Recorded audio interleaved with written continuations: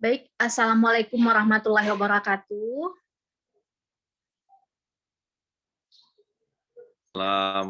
Selamat malam, Bapak Ibu sekalian yang sudah bergabung.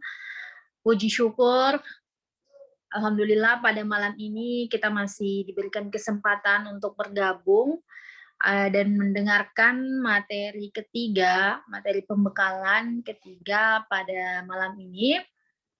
Walaupun melalui virtual seperti ini, namun harapan kami sebagai pelaksana dapat bermanfaat untuk Bapak Ibu sekalian. Ya, baik, malam ini merupakan malam ketiga untuk kegiatan pembekalan materi sertifikasi PBJP level 1, di mana kegiatan ini kita sudah laksanakan 2 hari, yaitu pada tanggal 10 dan kemarin tanggal 11, dan hari ini hari terakhir pada hari terakhir materi, yaitu tanggal 12 Agustus. Baik Bapak Ibu sekalian, untuk mengefisienkan waktu, karena mungkin ini juga materi malam ini lebih banyak lagi ya Pak, daripada malam sebelumnya yang akan dibawakan oleh narasumber kita, yaitu tentunya Bapak Yuri Feryandi. Selamat malam Pak. Malam Mbak, malam. Iya, baik Pak. Jadi baiklah, untuk mengefisienkan waktu, mungkin langsung saja kami persilakan dengan hormat Bapak Yuri Feryandi untuk membawakan materi terakhir malam ini, yaitu pembekalan materi sertifikasi PBJP level 1 untuk lanjutan modul kemarin. Silakan Pak. Baik, terima kasih Mbak Azizah yang jauh di Kendari sana. Kita berjumpa lagi di malam ketiga, malam kontrak dan swaklola harusnya ini. Baik Bapak Ibu, saya tidak berpanjang lebar. Saya screen dulu ini materinya. Pertama saya ucapkan bismillahirrahmanirrahim. Assalamualaikum warahmatullahi wabarakatuh. Selamat malam dan salam sejahtera. Dan saya permohonkan maaf karena saya sedang online di outdoor. Mungkin ada noise atau gangguan sedikit-sedikit. Harap dimaklumkan. Oke Bapak Ibu, kompetensi yang wajib dimiliki seorang pemegang sertifikat level 1 yaitu mengelola kontrak. Bapak Ibu sekalian yang terhormat, ketika membahas kontrak sesungguhnya kita memposisikan diri. Ini penting. Berkali-kali saya katakan ketika kita mau mengikuti uji kompetensi level 1, kita harus tahu posisi kita dalam pelaku pengadaan apa. Nah, untuk modul 5, posisi kita adalah posisi PPK. Ketika posisi PPK, maka yang perlu diperhatikan adalah yang pertama dokumen perencanaan pengadaan, yang di dalamnya itu keterlibatan utamanya adalah PA, kemudian ada KPA plus PPK, kemudian dokumen perencanaan pemilihan, yang memang fungsi totalitas ada di PPK.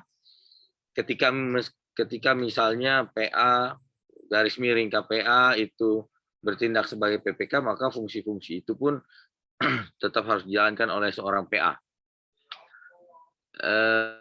Modul 3, modul 4, modul 3 itu perencanaan pengadaan, yaitu memposisikan diri PA, KPA plus PPK.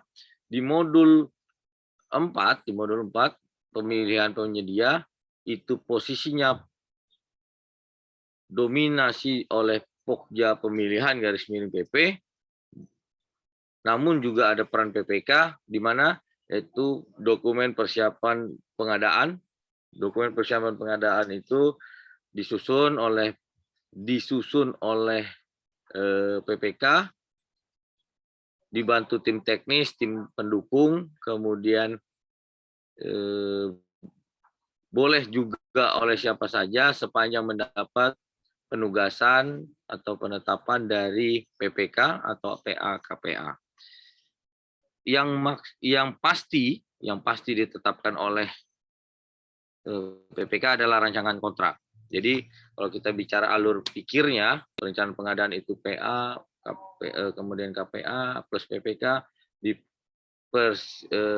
modul 4 itu pemilihan penyedia itu fungsi PPK terlibat di dalamnya, meskipun lebih dominan pokja pemilihan garis miring pejabat pengadaan. Nah, khusus modul 5 pure fungsi PPK. Peran PPK yaitu posisi kita hari ini adalah posisi PPK. Oke, saya lanjut. Ini kompetensi yang diperlukan dalam memahami pengelolaan kontrak pengadaan barang jasa pemerintah. Kontrak itu sesungguhnya yaitu perjanjian tertulis. Pertanyaannya siapa yang berhak menandatangani kontrak. Jadi dalam Perpres 16 2018 perubahan Perpres 12 2021 dikenal istilah PPK juga namanya, pejabat penandatangan kontrak, yaitu PA, KPA dan PPK garis miring PPK. Artinya selain ini tidak diperkenankan menandatangani kontrak. Pihak lain yaitu penyedia barang jasa yang telah ditunjuk untuk melaksanakan suatu pekerjaan. Artinya ada dua pihak ketika bicara definisi dan tujuan kontrak. Kewenangan pejabat penandatangan kontrak. Jadi kalau ditanya siapa yang tanda tangan kontrak, cuma 3 ini. Di luar 3 ini, maka kalau untuk dari sisi pejabat penandatangan kontrak, yaitu hanya 3, PA, KPA, dan PPK. Kemudian di pihak lain, yaitu penyedia yang telah ditunjuk. Kewenangannya yaitu sebagai PA itu memang sebagai pejabat penandatangan kontrak. Jadi tidak lagi dalam fungsi dalam kewenangan, yaitu merupakan kewenangan PA. Boleh didelegasikan, boleh PA mendelegasikan kepada KPA. Boleh juga didelegasikan, ditugaskan kepada PPK. Melaksanakan tugas sesuai dengan yang tercantum dalam Perpres 12 2021. Nah, pertanyaannya yang sering berkembang, Pak, PPTK boleh tanda tangan kontrak nggak? Sudah saya share beberapa pertanyaan yang terkait dengan hal ini, yaitu PPTK tidak diperkenankan menandatangani kontrak. Oke, saya lanjut. Oke. Nah, Bapak Ibu, ini jenis kontrak. Jadi di awal kita membahas mengenai jenis pengadaan, ada 4 barang, pekerjaan konstruksi, jasa lainnya, jasa konsultasi. Jasa konsultasi dibedakan menjadi 2, konsultan konstruksi dan konsultan non-konstruksi. Jenis kontrak secara keseluruhan itu ada lumsum, harga satuan, gabungan lumsum dan harga satuan, kontrak payung, biaya plus imbalan, putar kunci, dan waktu penugasan. Jadi kapan kita menggunakan jenis kontrak ini, maka harus disesuaikan dengan jenis pengadaannya. Misalnya kontrak konstruksi, kontrak pengawasan. Kontrak pengawasan itu tidak tepat menggunakan lumsum. Kenapa? Karena pengawasan itu lebih tepatnya dengan waktu penugasan. Untuk kontrak artinya itu kontrak jasa konsultasi, baik konstruksi maupun non konstruksi, jasa konsultansi konstruksi maupun jasa konsultansi non konstruksi itu lebih tepat waktu penugasan. Artinya tidak diperkenankan misalnya menggunakan jenis kontrak selain yang ada di tayangan. Pak, boleh nggak menggunakan jenis kontrak gabungan? Boleh, ketika misalnya jenis pengadaannya itu barang, pekerjaan konstruksi, dan jasa lainnya. Saya ingatkan Bapak Ibu ketika menyusun rancangan kontrak, pada saat menyusun dokumen perencanaan pemilihan, di dokumen perencanaan pemilihan itu ada spesifikasi teknis, ada HPS, kemudian ada rancangan kontrak. Yang rancangan kontrak wajib ditetapkan, karena tugas PPK adalah menyusun HPS, menyusun spesifikasi teknis, menetapkan rancangan kontrak. Oke, kenapa menjadi penting rancangan kontrak ini? Di awal sudah dibahas ini di bagian pojok kanan, pedoman bagi pokja pemilihan atau pejabat pengadaan, kemudian pedoman bagi penyedia, dan pedoman bagi pejabat penandatangan kontrak dan artinya dua-duanya menjadi pedoman. Ketika misalnya pokja pemilihan akan mensyaratkan pokja pemilihan akan mensyaratkan bahwa alat yang akan digunakan dengan kapasitas tertentu, maka harus muncul di dokumen spesifikasi teknis. Nah, ini salah satu contoh acuan bagi pokja dalam menyusun dokumen pemilihan. Oke, ini bentuk kontrak Bapak Ibu yang sering terjadi perdebatan di lapangan, yaitu bentuk kontrak. Kalau kenapa semua pengadaan bentuk kontraknya surat pesanan, padahal sudah jelas surat pesanan itu hanya digunakan untuk bentuk kontrak e-purchasing atau pembelian melalui toko daring. Selebihnya itu tidak menggunakan surat pesanan. Kemudian bentuk kontrak lain untuk barang, pekerjaan konstruksi, jasa lainnya, konsultasi yang nilainya di bawah 10 juta cukup dengan bukti pembelian pembayaran kecuali pekerjaan konstruksi atau jasa konsultasi. Jadi untuk konstruksi dan konsultasi nilainya di bawah 10 juta tetap menggunakan SPK. Oke. Jadi membacanya seperti itu. Termasuk juga jasa konsultasi yang di bawah nilainya 100 juta tetap menggunakan SPK. Untuk barang, kemudian jasa lainnya yang di bawah 50 juta menggunakan kwitansi. Kemudian surat perjanjian digunakan untuk pengadaan barang, pekerjaan konstruksi, jasa lainnya, dan konsultasi di atas 200 juta. Khusus untuk konsultasi di atas 100 juta. Oke, ini uang muka. Meskipun klausul di dalam Perpres itu mengatakan PPK dapat memberikan uang muka, saran saya kata dapat harus didetailkan. Ketika misalnya penyedia yang tidak mengajukan rincian penggunaan uang muka, memang PPK berhak menolak. Namun apabila sebaliknya penyedia menyampaikan rincian uang muka, maka PPK disarankan untuk memberikan uang muka tersebut. Besarannya untuk nilai pagu di atas 15 miliar itu di bawah 20%, untuk kontrak tahun jamak lebih kecil sama dengan 15%, untuk usaha mikro, usaha kecil, kemudian koperasi, besaran uang mukanya bahkan sampai di atas 50%. Pertanyaannya, ketika Bapak Ibu sudah sepakat berkontrak, ini kan kontrak nih, maka di dalam syarat berkontrak itu kan ada dua, syarat subjektif dan syarat objektif. Nah, ketika dua syarat utama tersebut sudah terpenuhi, maka saran saya berikan dalam draft rancangan kontrak, berikan kesempatan kepada penyedia untuk membuat rincian dan kita memberikan uang muka. Tentu saja ketika memberikan uang muka kita meminta jaminan yang namanya jaminan uang muka. Oke Bapak Ibu, ini penting.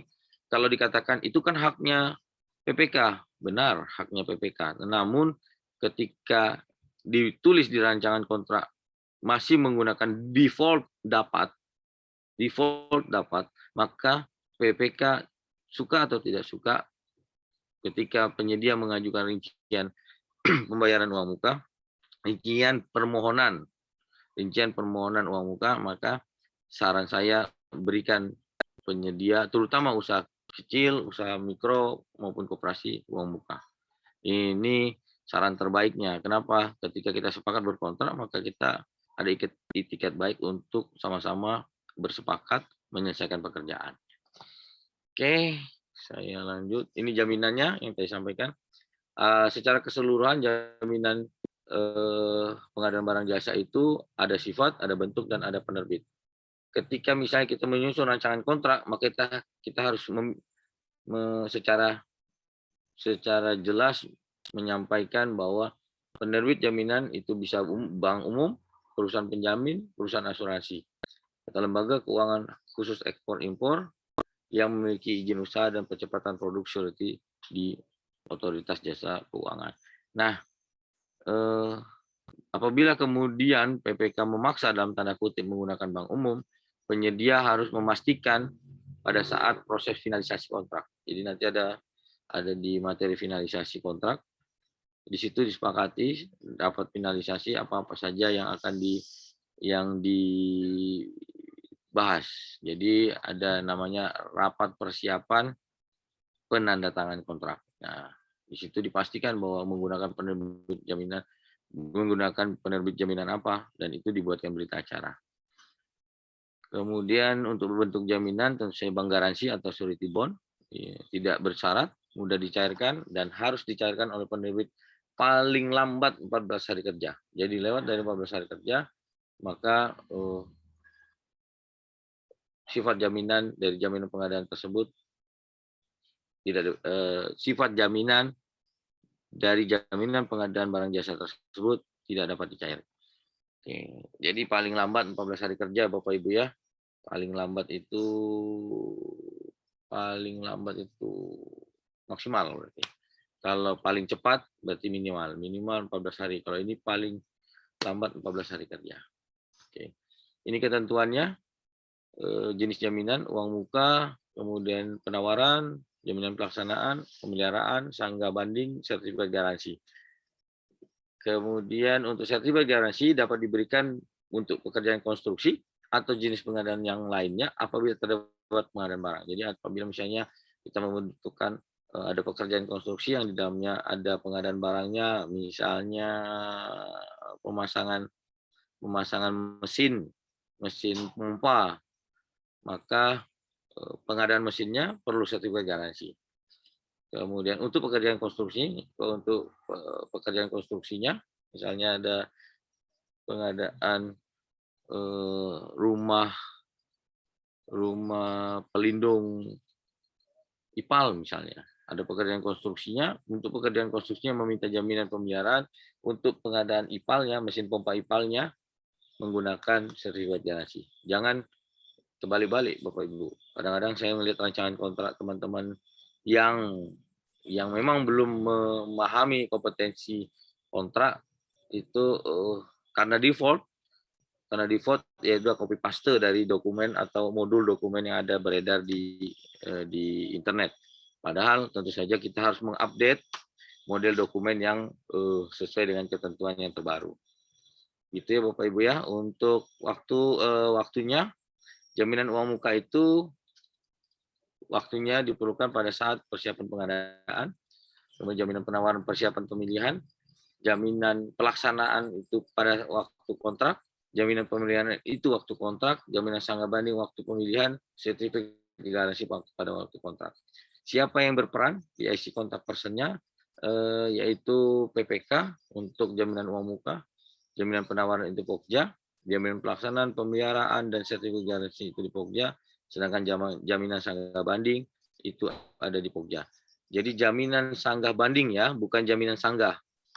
Sanggah tidak perlu membuat jaminan, tapi kalau melakukan sanggah banding untuk pekerjaan konstruksi, maka diperlukan jaminan sanggah banding. Oke. Bapak Ibu, ini penyesuaian harga itu diberlakukan untuk kontrak tahun jamak dengan jenis kontrak harga satuan. Oke. Dengan jenis kontrak harga satuan, ada berapa jenis kontrak? Ini jenis kontrak ini yang di sebelah kiri, lumsum harga satuan, gabungan lumsum, dan seterusnya. Diberlakukan untuk penyesuaian harga jenis kontrak harga satuan atau kontrak berdasarkan waktu penugasan. Jadi penyesuaian harga itu diberlakukan terhadap kontrak tahun jamak dengan jenis. Jadi kalau dia bukan kontrak tahun jamak atau kontrak tahun tunggal, misalnya hanya kontrak tahun tunggal, maka tidak diberlakukan penyesuaian harga. Dan untuk kontrak tahun jamak pun itu hanya untuk jenis kontrak harga satuan atau kontrak berdasar waktu penugasan.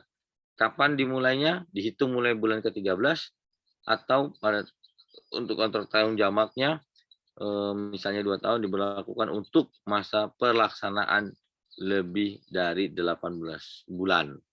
Jadi kalau kalau misalnya ada pengadaan lewat tahun 2022 ini per bulan Februari, maka itu dinamakan kontrak tahun jamak. Jangankan lewat bulan Januari, lewat 1 hari bulan dalam tanggal Desember, misalnya 31 Desember 2022 ini, maka bisa jadi kontrak tersebut menjadi kontrak tahun jamak. Nah ini Bapak Ibu perlu hati-hati dalam menyusun rancangan kontraknya. Kalau pertanyaan yang sering muncul adalah Pak, waktu tendernya lebih lama karena terjadi tender ulang dan sebagainya. Maka apakah ketika pelaksanaan pekerjaan harus melewati tahun? Maka saran saya ketika terjadi pengulangan tender yang berkali-kali, saran saya maksimalkan di spesifikasi teknisnya. Apakah menambah tenaga, kemudian menambah waktu kerja. Sangat tergantung pada dokumen spesifikasi, dokumen perencanaan pemilihan yang disusun oleh PPK. Oke, ini tahapan yang sering kali muncul dalam diskusi-diskusi adalah finalisasi kontrak. Yang sering muncul dalam pertanyaan-pertanyaan yaitu pada saat finalisasi kontrak. Karena teman-teman seringkali mengabaikan finalisasi kontrak. Kenapa? Karena jarang menelaah, jarang menetapkan, dan memang ditandatangani kontraknya. Tapi hanya sekedar langsung tanda tangan, tidak ditelaah, kemudian memang ditetapkan dan ditandatangani, namun seringkali lupa menelaah. Tahapan perumusan kontrak lainnya yaitu penyusunan rancangan kontrak itu berdasarkan pedoman SDP, standar dokumen, atau ketentuan yang berlaku disesuaikan dengan karakteristik pekerjaan. Jadi kontrak itu tidak harus sama Bapak Ibu. Makanya saya selalu mengatakan ketika kita menyusun rancangan kontrak, kita harus memikirkan visi kita, visi PPK harus jauh pada saat kita membayangkan sedang melaksanakan pekerjaan tersebut. Oke. Lanjut. Bapak Ibu, kalau dalam penyusunan dokumen perencanaan pengadaan dan dokumen perencanaan pemilihan dibutuhkan tim teknis, tim ahli, tim pendukung, kemudian tim penyusun rancangan kontrak misalnya diperlukan. Nah, dalam pengelolaan kontrak maka dikenal istilah tim pengelola kontrak. Jadi tim pengelola kontrak ini bukan bekerja pada saat mau tanda tangan kontrak, tapi justru bekerjanya bersamaan dengan penyusunan dokumen rencana pemilihan, bukan pada saat mau tanda tangan kontrak. Seringkali yang terjadi adalah tim pengelola kontrak ini bekerja pada saat akan tanda tangan kontrak saja. Oke.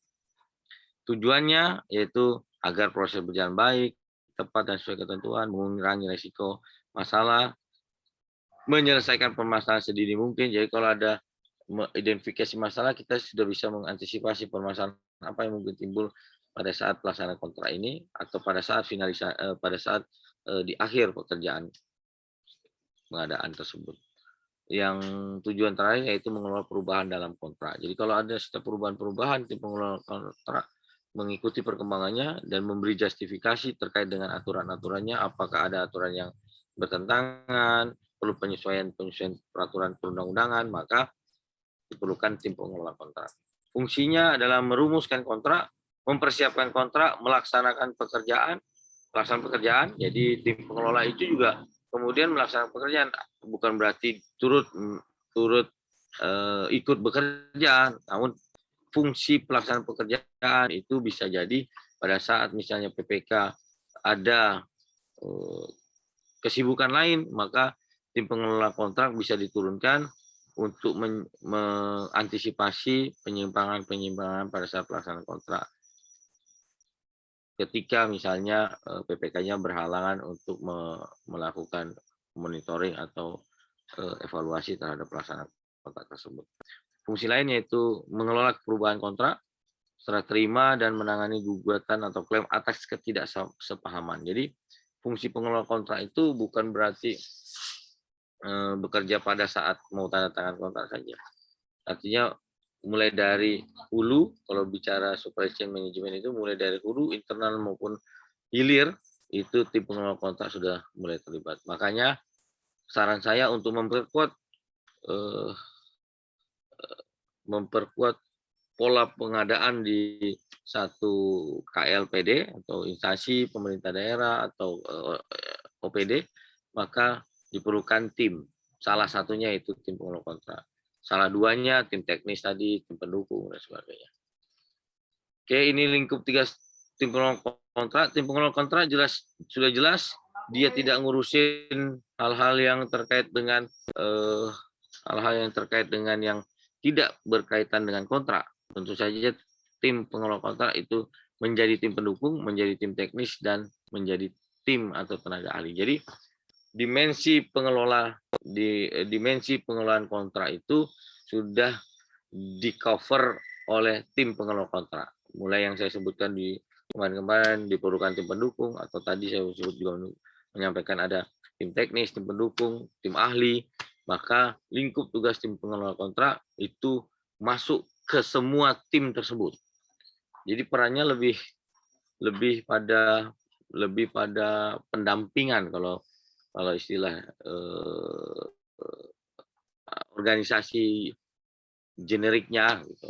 Organisasi generiknya yang dikelola oleh LKPP namanya pendamping kontrak. Namun kemudian pendamping kontrak digabungkan bersama probity advisor, probity advisor.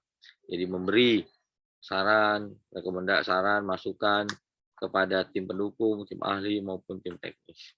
Nah, ini tugas lingkup tugas dari tim pengelola kontrak, bukan berarti dia harus ngurusin kontrak saja, tapi masuk juga ke tim pendukung, masuk juga ke tim teknis, masuk juga ke tenaga ahli. Ini tujuan pengendalian kontrak adalah memastikan bahwa sasaran atau target yang ditetapkan dalam kontrak pengadaan barang jasa akan tercapai sesuai yang direncanakan. Adapun manfaatnya yaitu mendapatkan pemenuhan dan hasil pekerjaan yang sesuai dengan persyaratan teknis dan dilaksanakan berdasarkan pemenuhan terhadap persyaratan kualitas, persyaratan waktu, dan persyaratan biaya. Jadi pengendalian kontrak itu mulai adalah tindakan aktif, kemudian membandingkan hasil dan saran, dan dilakukan secara teratur. Inilah yang namanya pengendalian kontrak. Alurnya yaitu mulai dari review, apa yang direview, bahwa ternyata ketika misalnya ada penetapan pemenang yang keliru ditetapkan oleh Pokja pemilihan, maka pengendalian pelaksanaan kontrak ini menjadi penting dan utama ketika misalnya harus direview dulu hasil laporan hasil pemilihan dari penyedia yang disampaikan oleh Pokja pemilihan. Yang kedua sebagai dasar atau untuk menentukan SPBJ. Jadi alur pengendalian kontrak itu dimulai dari review, kemudian pada saat penetapan SPBJ. Jadi pada saat penetapan SPBJ misalnya PPK tidak sepakat, bukan menolak, tidak sepakat dengan hasil pemilihan Pokja, maka disampaikan kepada PA, garis miring KPA, untuk disampaikan kepada Pokja pemilihan, bisa jadi melalui KPBJ-nya, untuk dilakukan beberapa hal tindakan, misalnya dilakukan evaluasi ulang, pemasukan penawaran ulang, atau bahkan bisa tender ulang. Kemudian alur berikutnya yaitu rapat persiapan penandatangan kontrak, kemudian rapat pelaksanaan penandatangan kontrak. Jadi setiap rapat persiapan penandatangan kontrak misalnya diperlukan berita acara, maka susunlah berita acaranya. Pada saat pelaksanaan penandatanganan kontrak, maka alur pengendalian kontraknya itu juga menjadi bagian dari salah satu tugas yang diemban oleh tim pengelola kontrak. Jadi tim pengelola kontrak kaitannya dengan alur pengendalian juga terlibat, Bapak Ibu. Pelaksanaan penandatanganan kontrak itu alurnya yang harus memang ditandatangani oleh pejabat penandatangan kontrak. Ingat ya, Bapak Ibu, pejabat penandatangan kontrak. Kalau ditanya PPK pejabat penandatangan kontrak, ya PPK menjadi pejabat penandatangan kontrak. Ketika mendapat penugasan dari pengguna anggaran atau garis miring kuasa pengguna anggaran. Kuasa pengguna anggaran pun itu bisa merangkap PPK ketika mendapat delegasi atau kelimpahan kewenangan dari pengguna anggaran. Kemudian penyerahan lokasi dan personil, SPMK surat perintah mulai kerja dan atau SPP. Nah, kaitannya dengan SPMK ini yang saya sebutkan dari sisi ini tadi saya sebutkan bahwa ini bentuk ini bentuk. Nah, ini dari sisi bentuk kontrak kita bisa lihat bahwa misalnya di pengadaan yang membutuhkan dengan nilai misalnya sampai dengan 200 juta yaitu bentuk SPK, maka saran saya seperti ini, kembali ke slide yang ini, maka untuk pekerjaan konstruksi diperlukan surat perintah mulai kerja. Untuk pengadaan barang atau jasa lain yang ada pengadaan barangnya, materialnya, maka diperlukan bukan SPMK, bukan SP, tapi SPP, surat perintah pengiriman.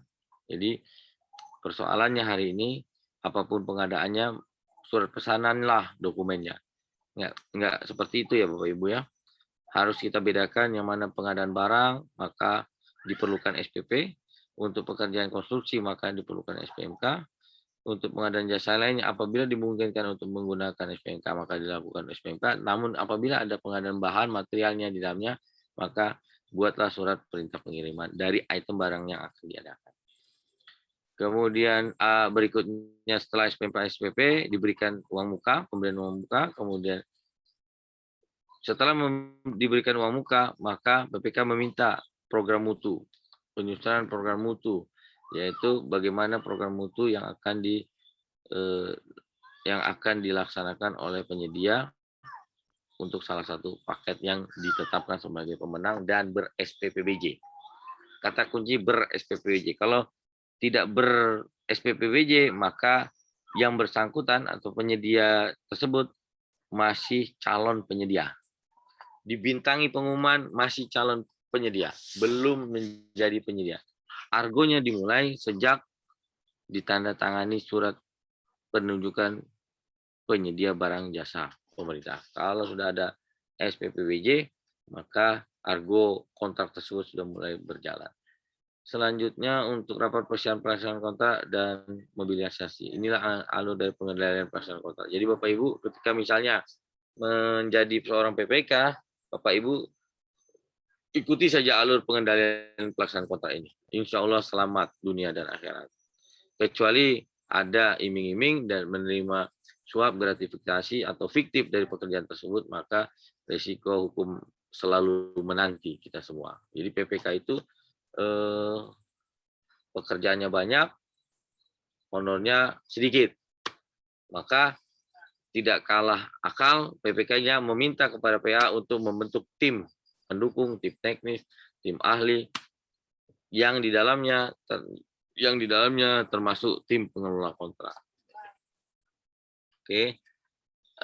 Alur berikutnya pemeriksaan bersama, kemudian pengendalian kontrak itu sendiri. Yang ke-13 inspeksi pabrikasi. Diperlukan alur pengendalian pelaksanaan kontrak inspeksi pabrikasi diperlukan misalnya untuk pengadaan bahan kain yang membutuhkan konveksi besar dan pengadaannya dalam jumlah yang besar, maka diperlukan inspeksi pabrikasi. Oke, yang berikutnya pembayaran prestasi pekerjaan. Nanti kita bahas pembayaran prestasi pekerjaan itu ada 3.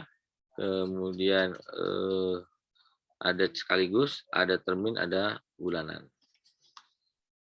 Kemudian alur berikutnya pembayaran prestasi setelah pembayaran prestasi kerja, artinya alurnya perubahan kontrak apabila ada. Jadi kalau setiap ada perubahan maka lakukan adendum atau perubahan kontrak tersebut.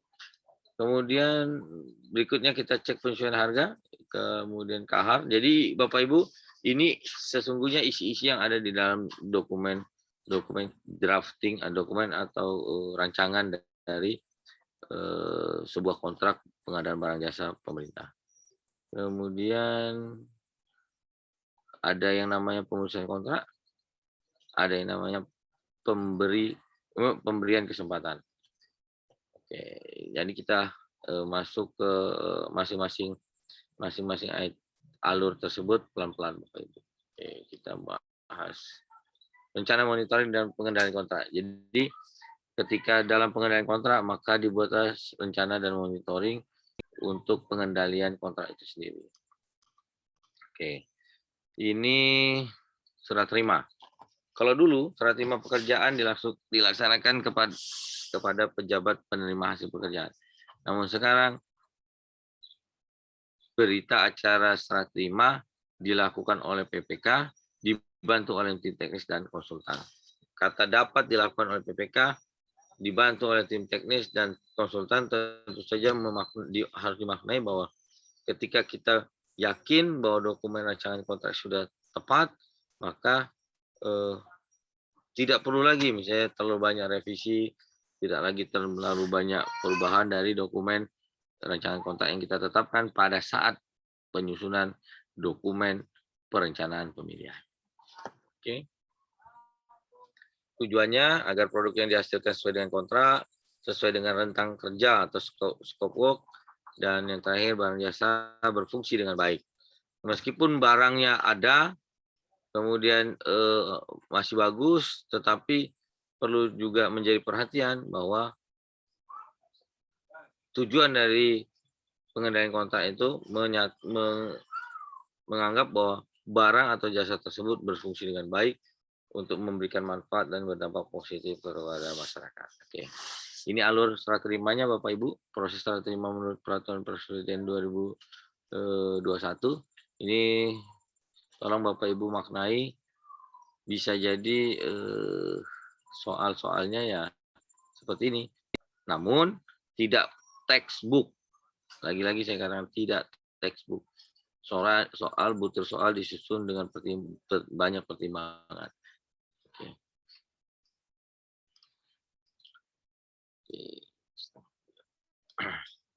Ini masa pemeliharaan. Masa pemeliharaan itu kapan? Yaitu jangka waktu penyedia wajib mempertahankan kondisi barang atau jasa tetap seperti saat penyerahan pekerjaan sebagaimana diatur dalam kontrak. PPK menerima penyerahan hasil pekerjaan setelah penyedia melaksanakan semua kewajiban. Jadi kalau belum selesai pekerjaannya, saran saya PPK untuk menahan diri untuk menandatangani penyerahan akhir tersebut. Karena penyerahan akhir pekerjaan setelah seluruh kewajiban dari penyedia itu diselesaikan. Kewajiban apa? Kewajiban yang tertuang dalam kontrak, bukan kewajiban yang tidak tertuang dalam kontrak. Oke, ini evaluasi kinerja, Bapak Ibu yang persiapan uji sertifikasi biasanya lebih banyak salah di sini. Kenapa? Karena tidak pernah melakukannya, tidak kenal yang namanya kinerja penyedia, terus agak susah menilainya, Pak. Oke, jawabannya adalah pertama buka slide, cocokkan di modul, pahami posisi pekerjaan kita dan posisi kita hari ini nanti ketika menjawab soal ujian sertifikasi level 1. Oke. Manfaat penilaian kinerja yaitu pengukuran kinerja untuk membantu menetapkan standar dan target untuk sarana kemajuan, motivasi, komunikasikan strateginya dan organisasi serta mempengaruhi perubahan perilaku. Jadi inilah tujuan dan manfaat penilaian kinerja. Ini metode kinerja. Mengapa indikator kinerja penting? Ada 3 hal. Indikator memberikan bukti objektif terjadinya perubahan, kemudian indikator kinerja itu menjadi penting karena indikator kinerja merupakan jantung pengembangan manajemen kinerja yang efektif. Karena dapat mendefinisikan data yang akan dikumpulkan dan memungkinkan hasil aktual yang dicapai dapat dibandingkan dengan hasil yang direncanakan dari waktu ke waktu. Catatan-catatannya adalah penilaian penyedia juga dapat dilakukan jika terdapat penyedia potensial baru. Jadi kalau ada misalnya penyedia baru namun potensial untuk melaksanakan pekerjaan, metode penilaian kinerja ini menjadi ampuh. Kenapa? Perform penyedia lama ternyata bisa dibalas atau dikejar atau dipenuhi oleh penyedia yang dengan potensi baru. Jika penilaian bagi suatu penyedia adalah positif, maka penyedia tersebut dapat dimasukkan pada daftar penyedia baru sah. Dan penyedia dapat dimasukkan sebagai penyedia terundang untuk pekerjaan kontrak yang baru. Jadi maka itu konsep sistem informasi kinerja dan akuntabilitas penyedia itu datanya Bapak Ibu sesungguhnya dimulai dari data PPK. Nah, saran saya ketika Bapak Ibu sudah menyelesaikan, ketika Bapak Ibu sudah selesai melaksanakan kontrak bersama penyedia, karena kan kontrak itu harus bersama-sama, tidak sendiri-sendiri, meskipun yang kerja penyedia, tapi ada fungsi pengendalian, fungsi monitoring, termasuk fungsi penilaian kinerja terhadap penyedia tersebut. Oke, ini yang tadi penjelasan dari bentuk kontrak. Nah, umumnya soal-soal yang keluar soal-soal yang keluar itu berkutat di bukti pembelian, kwitansi dan surat pesanan karena ini hanya level 1. Kalau level 2 tentu saja sudah masuk ke ranah kontrak atau surat perjanjian. Pak, pertanyaannya bagaimana dengan e-purchasing? Ya, e-purchasing itu bentuk kontraknya surat pesanan. Nah, jangan dimaknai surat pesanan yang di sini yang seringkali kita jalani bahwa apapun pengadaannya, apapun jenis pengadaannya, maka surat pesanan dokumennya. Sama ketika menyusun dokumen perencanaan pemilihan, apapun dokumennya, yang penting ada judul kerangka acuan kerja. Padahal bisa jadi jenis pengadaannya bukan jenis pengadaan konsultan, bukan jenis pengadaan e-purchasing, kalau dia hanya surat pesanan, bahkan misalnya untuk katalog toko daring cukup dengan surat pesanan. Jadi ini penting Bapak Ibu ya, kadang-kadang kita di lapangan menemukan hal-hal yang tidak sesuai dengan kondisi teori. Namun saran saya kita harus berusaha terus mensosialisasikannya, menyampaikan bahwa bukti pembelian kwitansi surat pesanan itu diperlukan hanya untuk pekerjaan yang di bawah 200 juta kecuali pengadaan menggunakan electronic system, e-purchasing atau toko daring, maka gunakan surat pesanan. Oke. Oke, ini sampai di sini saya izin minum dulu.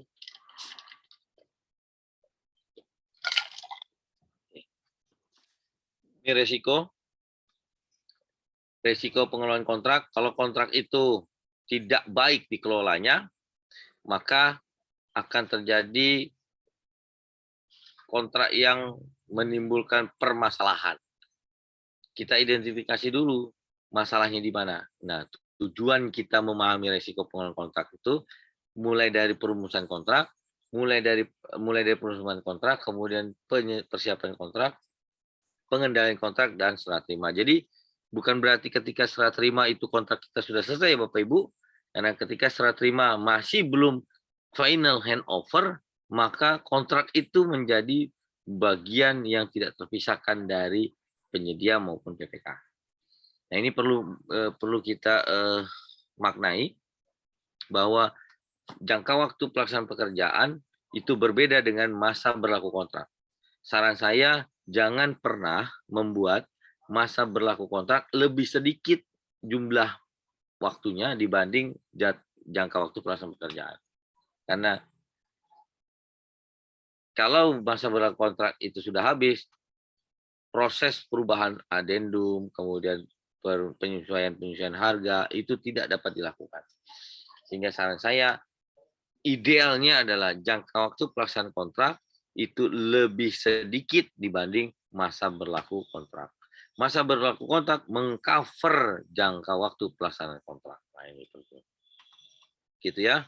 Contoh resikonya, kemudian ada klausul-klausul kontrak yang tidak lengkap. Jadi karena copy paste tadi, klausulnya tidak lengkap. Bahkan klausulnya bukan jenis pengadaannya. Contoh kontraknya jasa lainnya, yang dipakai kontraknya adalah kontrak jasa konsultasi. Jadi ini perlu juga, makanya alur berpikirnya kan dimulai dari awal, bahwa misalnya untuk yang bentuk kontrak yang di bawah 10 juta cukup dengan bukti pembelian misalnya. Maka apa saja sih yang ada di bukti pembelian? Tentu saja para pihak, identitas para pihak, dan dari ketiga jenis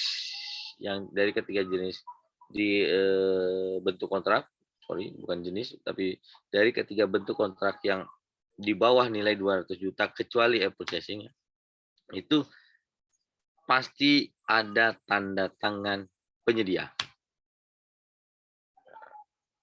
Jadi siapa saja yang ada di dalam kontrak, misalnya siapa saja ada yang di dalam kontrak atau kwitansi lah. Kalau misalnya ada contoh soal siapa saja yang tercantum di dalam kwitansi tersebut. Bisa jadi yang tercantum tersebut pasti penyedia dan pasti PPK. Karena kan kontrak itu kedua belah pihak. Satu pihak PPK, pejabat penandatangan kontrak, yang kedua pihak penyedia. Nah, pejabat penandatangan kontrak, saya ulangi lagi, bukan hanya PPK, tapi boleh PA, boleh KPA, boleh PPK itu sendiri. Yang tidak boleh adalah PPTK. Oke, ini supaya menjadi bagian yang tidak diantisipasi, bagian yang wajib diantisipasi ketika menyusun rancangan kontrak. Oke, ini identifikasi. Lagi-lagi saya ingatkan Bapak Ibu, untuk tujuan instruksional yang terakhir ini, seringkali teman-teman yang mencoba untuk melaksanakan uji sertifikasi itu jarang membuka, karena cuma data dan informasi, hanya cerita. Padahal sesungguhnya saya katakan dari awal, setiap tujuan instruksional pasti ada butir soalnya.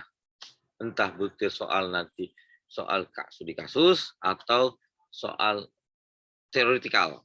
Tidak juga hanya teoretikal, tapi bisa juga membutuhkan analisis tertentu. Oke, ini daftar dokumen pelaksanaan kontrak, antara lain yang ada yang umum, ada perubahan kontrak, pemutusan kontrak, dan serah terima pekerjaan. Serta penyesuaian harga. Penyesuaian harga apabila kontrak tahun jamak. Data dan informasi dalam perencanaan pengadaan barang jasa pemerintah itu mulai dari perumusan rancangan kontrak. Jadi rancangan kontrak itu sudah harus ditetapkan ya Bapak Ibu, karena tugas PPK, pejabat pembuat komitmen, adalah menyusun APS, menyusun spesifikasi teknis, dan menetapkan rancangan kontrak. Jadi rancangan kontrak itu sudah ditetapkan sedari awal. Oke, ini persiapan penandatangan kontrak, pengendalian kontrak setelah terima hasil pekerjaan, dan evaluasi kinerja penyedia. Jadi sesungguhnya modul ini ya seputar 1, 2, 3, 4, 5 ini saja. Apa yang diperlukan? Yaitu data dan informasi dalam perencanaan pengadaan. Jadi data dan informasi dalam perencanaan pengadaan itu menjadi penting, menjadi dasar untuk 1, perumusan rancangan kontrak, 2, persiapan penandatangan kontrak, 3, pengendalian kontrak, 4, strategi hasil pekerjaan, dan yang kelima evaluasi kinerja penyedia. Pak, apa hubungannya perencanaan dengan rancangan kontrak? Maka itu keterlibatan PPK akan terjawab ketika diperlukan keterlibatan PPK dalam menyusun dokumen perencanaan pengadaan, bahkan memang tugasnya PPK menyusun dokumen dokumen perencanaan pengadaan, itu PA-KPA plus PPK tadi yang saya katakan, menjadi fungsi utama si PPK dalam menyusun dokumen persiapan pengadaan. Jadi ada dokumen perencanaan pengadaan, ada dokumen persiapan pengadaan, ada dokumen persiapan pemilihan. Dua ini keterlibatan PPK. Yang dokumen pertama itu boleh tidak, tapi lebih baik PPK terlibat. Yang pasti dokumen yang kedua ini wajib menjadi tugas utamanya si PPK. PPK di sini adalah pejabat pembuat komitmen ya PPK. Oke. Oke, sampai di sini materi modul saya stop screen dulu. Oh, sudah stop. Ada pertanyaan, Bapak Ibu, Ya. langsung disela saja, nggak apa-apa. Baik, Sebelum saya munculkan materi terakhir soal kelola. baik Bapak Ibu sekalian. Mungkin ada pertanyaan untuk modul 5, Bapak Ibu sekalian. Biar tidak lebih jauh melangkah ke modul 6, jika ada pertanyaan Bapak Ibu peserta, silakan untuk diajukan kepada Pak Yori Ya. mengenai modul 5 yang baru saja disampaikan. Saya review sedikit untuk modul 5. Yang pertama yang perlu Bapak Ibu ketahui nanti di uji sertifikasi yaitu bentuk kontrak. Bentuk kontrak, kemudian apa saja bentuk kontrak, apa saja yang ada di dalam kontrak tersebut. Oke, bentuk kontraknya misalnya kwitansi. Kwitansi itu disusun siapa yang ada di dalam kwitansi tersebut. Dalam kwitansi tersebut yang jelas kwitansi tersebut diketahui oleh PPK. PPK dalam hal ini bisa pejabat pembuat komitmen, bisa pengguna anggaran, bisa kuasa pengguna anggaran. Pihak lain yang ada tertera di dalam kwitansi adalah penyedia. Itu stressing saya deh, supaya banyak teman-teman yang keliru di studi kasus. Itu maksudnya ranahnya studi kasus. Oke, apalagi ya saya. Kalau nggak ada, saya lanjut dulu ya, Mbak Aziza ya. Ya, Pak. Mungkin silakan dilanjut Pak ke modul selanjutnya atau modul terakhir. Ya, Oke, ini modul terakhir swaklola. Nah, di swaklola ini Bapak Ibu berfungsi sebagai semuanya. Nih, makanya modul yang sebenarnya modul swaklola ini bilangnya mudah tapi susah. Karena kapan kita melaksanakan swaklola, kita menjadi pelaku pengadaan sesungguhnya. Kenapa saya katakan seperti itu? Karena ketika kita bicara swaklola, maka kita bisa berperan sebagai PA, kita berperan sebagai KPA, kita berperan sebagai pejabat pembuat komitmen, yang ini dikemas, jadi tiga ini ya, PA, KPA, PPK, itu namanya pejabat penandatangan kontrak. Kita bisa berperan sebagai pokja pemilihan, garis miring PP, dalam kemasan UKPBJ. Jadi yang tiga ini kemasannya pejabat penandatangan kontrak, yang dua ini kemasannya adalah UKPBJ, bisa jadi agen pengadaan. Agen pengadaan itu ya UKPBJ, ya PPK, ini digabung jadi satu menjadi agen pengadaan atau PP, Pokmil, garis miring PP itu naungannya UKPBJ, maka itu gabung menjadi satu dengan PPK, itu namanya agen pengadaan. Nah, hal yang harus kita pahami, bisa jadi kita kadang yang tidak mungkin kita lakukan adalah menjadi penyedia, karena itu akhirnya melanggar etika pengadaan gitu. Jadi ketika proses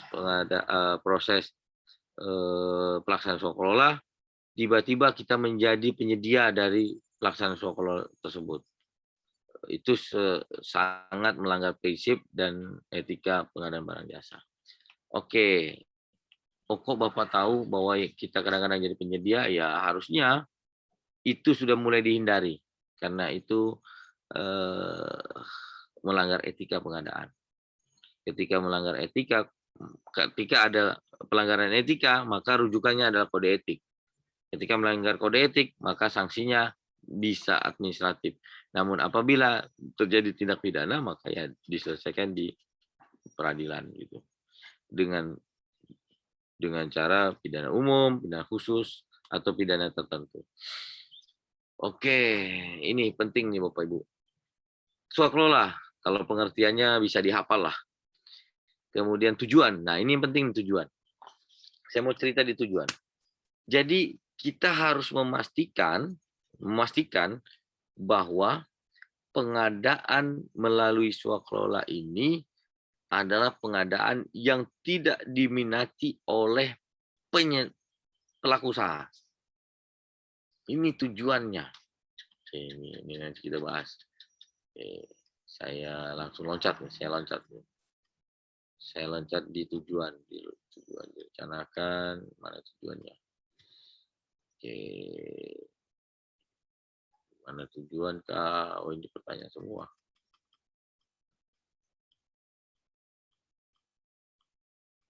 Mana? Di modul ada tuh. Oke, tujuan. Oh, nggak ada di slide. Jadi itu yang pertama ya Bapak Ibu, yang saya coba keluar dulu. Saya mau pastikan di modul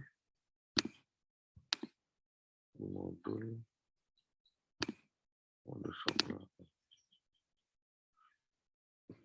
Oke, tujuan sekolah. Oke, perencanaan tujuan sekolah. Nah, ini. Oke, ini ya. Saya matikan stop screen. Nih. Oke. Nah, saya mau stressing di sini Bapak Ibu. Tolong pastikan bahwa itu jadi 2 slide ya, 1 slide aja. Oh, tetap 2. Terlihat ya Bapak Ibu. Terlihatnya Mbak Aziza ya. Tujuan swaklola. Oke. Di modul Bisa, ini. Pak, terlihat, Pak. Oke. Jadi Bapak Ibu, kenapa saya mau stressing di sini? Ketika kita melaksanakan pengadaan barang jasa melalui swaklola, tolong dipastikan tujuan swaklola dulu. Yang pertama, memenuhi kebutuhan barang jasa yang tidak disediakan oleh pelaku usaha. Ini penting. Kalau mau pengadaan bangunan gedung, tapi kita laksanakan swaklola, tepat tidak? Bisa dilaksanakan swaklola? Bisa. Tapi apakah pelaku usaha banyak di daerah tersebut? Atau di lokasi tersebut? Atau di satu kabupaten, kota, atau provinsi? Kalau kabupaten kota ya pasti dimungkinkan. Kalau di desa ya pasti dengan swaklola, karena bisa jadi di satu desa tidak ada pelaku usahanya. Ini tujuan swaklola nih. Tapi di satu kabupaten, kota, provinsi mau melaksanakan swaklola, di situ banyak pelaku usahanya mau bangun gedung, jadi tanda tanya besar. Ini saya agak stressing, agak naik. Kenapa? Jangan sampai salah kaprah mendefinisikan atau menjelaskan tentang swaklola.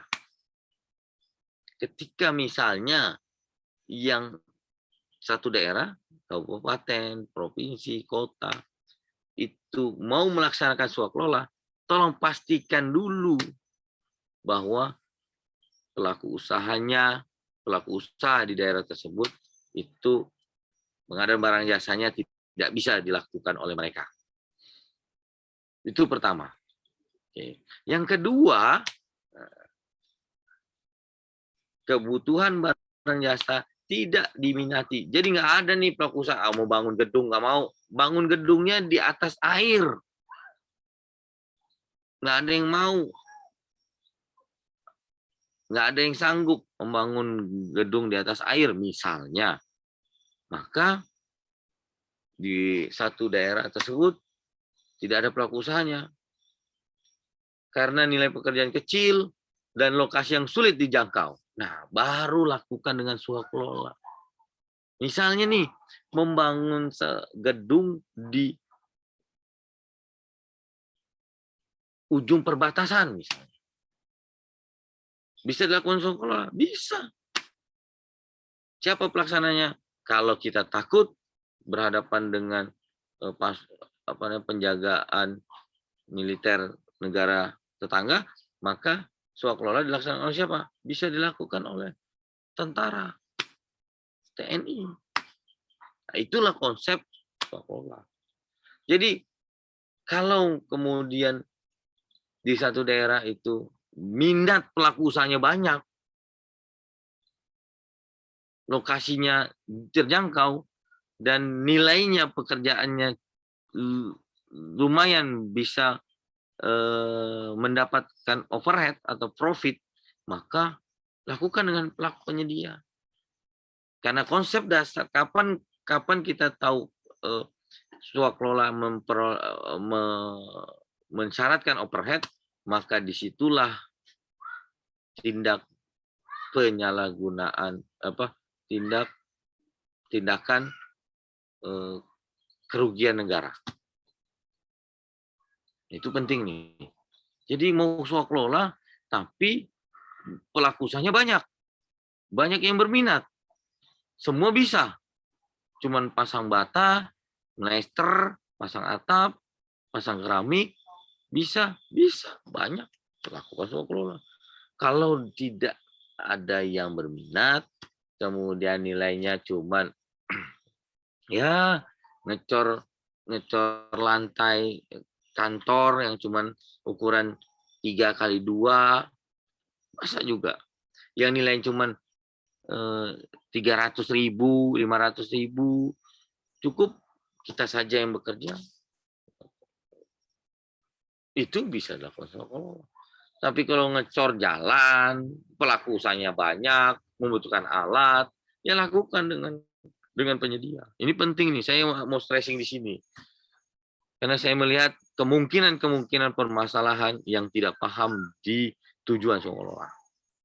Terlepas daripada ini ujian apa tidak ya, ini ujian nanti apa tidak. Tapi kalaupun ini keluar menjadi bagian dari pembelajaran kita atau pembekalan kita hari ini. Yang ketiga, tujuannya memenuhi kebutuhan barang jasa dengan mengoptimalkan sumber daya yang dimiliki dari kementerian, lembaga, atau perangkat daerah tersebut. Ini tujuan yang ketiga. Yang keempat, meningkatkan kemampuan teknis sumber daya manusia di kementerian, lembaga, perangkat daerah. Swakelola itu ada selanjutnya, sebelum saya selesaikan ke tipe, ada yang ke tujuan berikutnya meningkatkan partisipasi ormas dan pokmas, ini masuk ke tipe 3 dan 4. Meningkatkan efektivitas dan efisiensi jika dilaksanakan secara swakelola. Jadi tidak boleh mengambil keuntungan atau profit, prinsipnya itu. Dalam pelaksanaan kegiatan swakelola tidak pernah boleh mengambil keuntungan atau profit dalam pelaksanaan swakelola. Kenapa berani saya katakan yang contoh nih, contoh. Yang boleh mengambil profit adalah penyedia. Yang boleh mengambil keuntungan itu adalah penyedia. Ketika kita membeli bahan atau barang ini punya profit. Yang ngadain siapa? Penyedia. Nggak mungkin kita bikin merakit ini barang, jadilah dia, kita gambar, kita desain dan sebagainya. Tidak mungkin. Ini penyedia. Karena kita tidak memiliki kemampuan teknis untuk membuat barang ini. Dalam pelaksanaan swakelola dimungkinkan penyedia, ya nggak apa-apa. Ketika kita kemudian tidak bisa membuat ini, memang tidak bisa, maka dibutuhkan penyedia. Oke, yang terakhir, memenuhi kebutuhan barang jasa yang bersifat rahasia yang mampu disediakan oleh KLPD perangkat daerah yang bersangkutan. Ini biasanya dilakukan di pembuatan senjata, kemudian penelitian-penelitian yang sifatnya secret, virus dan sebagainya. Ini yang rahasia. Oke. Saya tutup kembali ya. Ini saya sengaja stressing. Saya lihat modul di slide tidak ada. Nah, saya agak kaget ketika misalnya ada pengadaan yang diminati oleh pelaku usaha tapi dilaksanakan oleh dengan cara swaklola. Oke, kriteria barang jasa apa saja yang diperlukan swaklola tadi sudah jelas tadi kriterianya bahwa misalnya tidak diminati, tujuan dan kriteria tadi sudah jelas. Ya, Bapak Ibu ya, tolong dibaca modulnya tadi. Apa saja yang perlu diperhatikan dalam penetapan tipe swaklola? Nah, yang perlu diperhatikan adalah identifikasi pengadaan barang jasa dan survei awal ketersediaan pelaksanaan swaklola. Ada nggak pelaksanaan swaklolanya? Kemudian barang jasa yang dapat diswaklolakan. Jangan barang jasa yang tidak perlu diswaklolakan, mau diswaklolakan. Bangun gedung, mau diswaklolakan. Bikin jalan, mau diswaklolakan. Boleh Pak, boleh. Jalan lingkungan boleh diswaklolakan, boleh. Boleh. Tapi fokusnya adalah, kebenarannya adalah ketika misalnya jalan lingkungan, di lingkungan itu tidak ada penyedianya. Dan nilainya kecil gitu. Kalau misalnya di lingkungan tersebut ada pelaku usaha, maka lakukan melalui pelaku usaha. Oke. Agak noise ya. Oke, saya lanjut ya. Perencanaan pengadaan melalui swaklola, yaitu penetapan tipe swaklola, penyusunan spek teknis dan spek teknis KAK, kemudian penyusunan RAB. Kemarin kita sudah bahas RAB itu pada saat penyusunan rencana. Nah, yang penting lagi nih, nyusun swaklola itu masukkan ke dalam rincian objek belanja, bukan dalam bentuk jasa konsultan. Ketika dalam bentuk gelondongan jasa konsultan, maka ya penyedia. Misalnya contoh, kajian kajian ekonomi kerakyatan misalnya. Kajian saya terganggu ya. Saya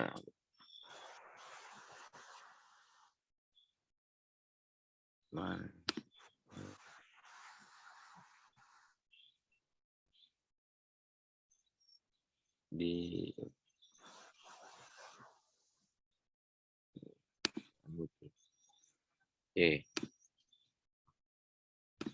kembali ke sini. Contoh, sampai di mana tadi ya? RAB.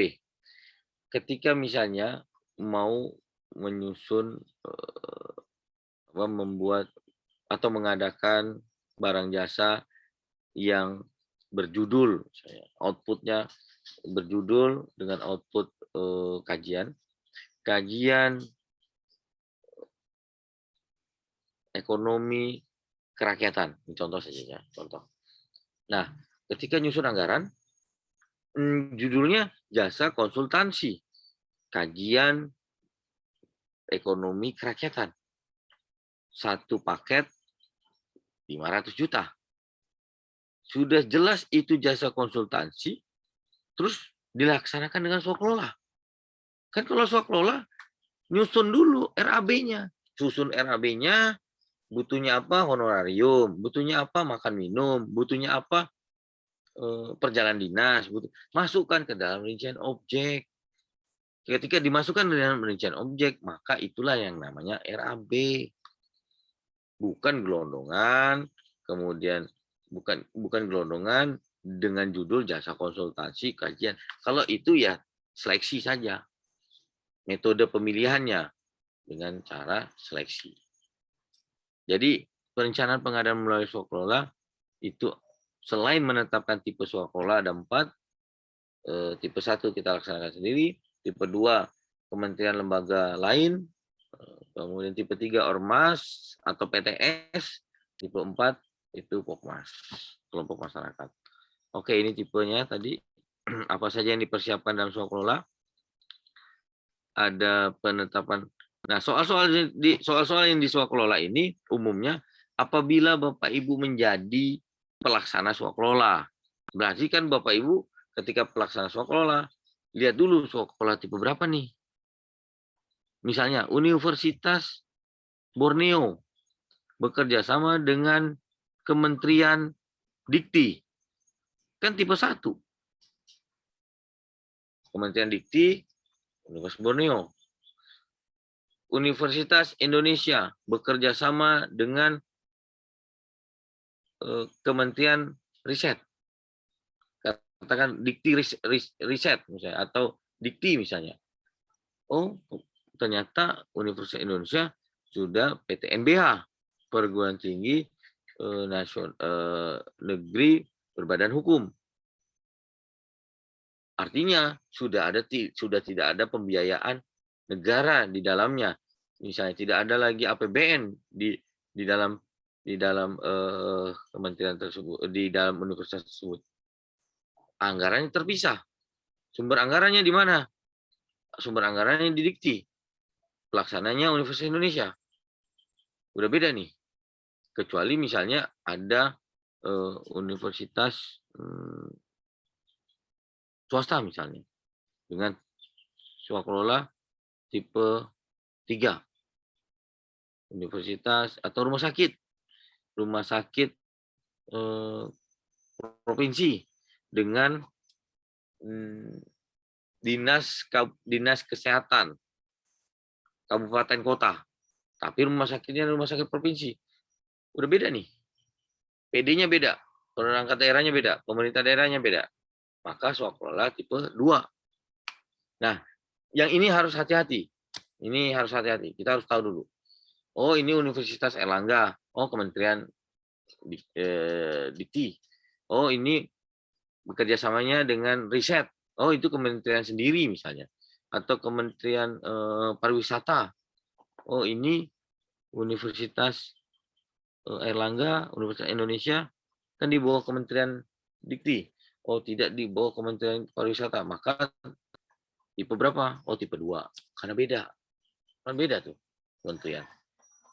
Tapi kalau dia 1, maka masih di bawah atau masih tergabung dalam satu perangkat daerah atau pemerintah daerah misalnya, itu tipe 1.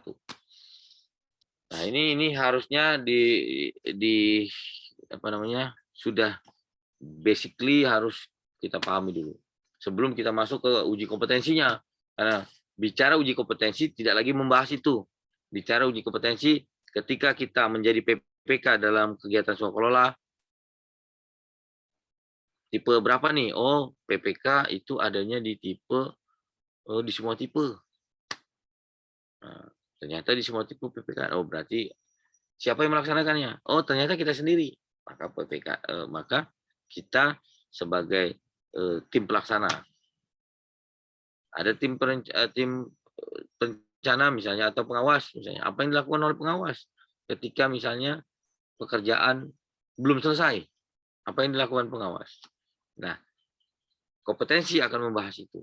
Tidak lagi bicara pengawas itu melakukan pemeriksaan administrasi, teknis dan keuangan. Ya, kalau seperti itu tinggal buka modul. Tapi soal-soal di swakelola itu lebih pada variasi analitik. Oke, kita kembali ke slide jam 9. Saya minta waktu 15 menit ya Bapak Ibu, Mbak Aziza ya. Mudah-mudahan masih bertahan di ruang Zoom ini. Oke, saya swakelola.